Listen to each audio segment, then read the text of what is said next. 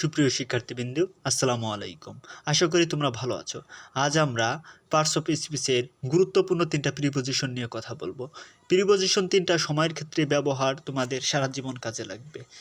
চলো কিভাবে আমরা সময়ের ক্ষেত্রে এই প্রিপোজিশন 3টার অসাধারণ ব্যবহার আমরা করব। দেখো, সময়ের ক্ষেত্রে আমরা এই প্রিপোজিশন 3টা যে ব্যবহার করব, তোমাকে বুঝতে হবে যে সময় যদি 24 ঘন্টা এর কম হয়, ঠিক আছে, সময় যদি 24 ঘন্টা এর কম হয়, সেক্ষেত্রে তোমাকে অ্যাট প্রিপোজিশনটি ব্যবহার করা হবে। যেমন অ্যাট নাইট, ঠিক আছে। রাত তো অবশ্যই 24 ঘন্টার কম, কারণ রাত তো আর 24 ঘন্টা থাকে না। এই কারণে তোমাকে প্রিপোজিশন অ্যাট ব্যবহার করতে হবে। অ্যাট 4:30 AM, 4:30 অবশ্যই 24 ঘন্টার কম। এ কারণে তোমাকে অ্যাট ব্যবহার করতে হবে। অ্যাট 3:40 PM, এটাও 24 ঘন্টার চেয়ে কম। এ কারণে এখানে আমরা অ্যাট ব্যবহার করেছি, ঠিক আছে। এই যে আরেকটা যেমন রয়েছে যে অ্যাট ইভিনিং, সন্ধ্যা হচ্ছে 24 ঘন্টার একটা পার্ট, ঠিক আছে, কিন্তু এটা 24 ঘন্টা নয়। এক্ষেত্রে আমরা অ্যাট প্রিপোজিশন ব্যবহার করব।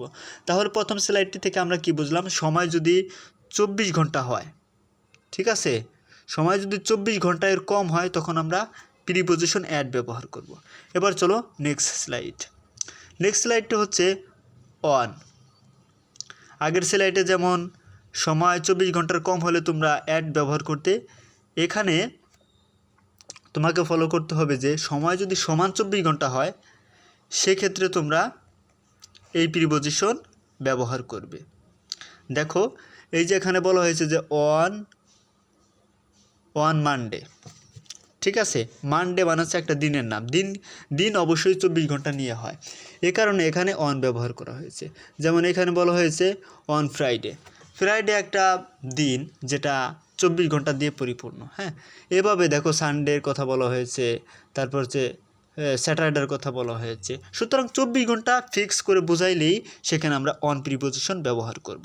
এবার চলো নেক্সট স্লাইডে দেখা যাক।